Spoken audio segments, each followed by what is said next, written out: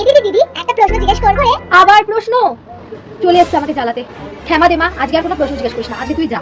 আরে আমি বেশি টাইম নেব না। আরে স্কুলে আমাকে একটা কোশ্চেন জিজ্ঞেস করেছিল। কি স্কুলে জিজ্ঞেস করেছে? কি বলেছিল তুমি ভবিষ্যতে কি হতে চাও?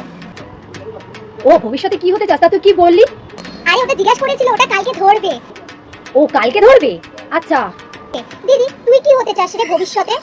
আমি তো হতে চাই সাকসেসফুল ওম্যান। তুই? আমি ভাবছিলাম আমি ভবিষ্যতে আমি প্রথম যে আমি সূর্যে যাব। কি? তুই সূর্যে যেতে চাস? তোর ধারণা আছে তুই সূর্যের কাছে যেতে পারবি? জানিস ওর কত তেজ সূর্যের? সূর্যের তাপ তো কি হয়েছে, দিনের বেলা থরি যাব নাকি, রাতের বেলা যাব, তখন তো আর ওরা তো তেজ থাকবে না, বল দিদি।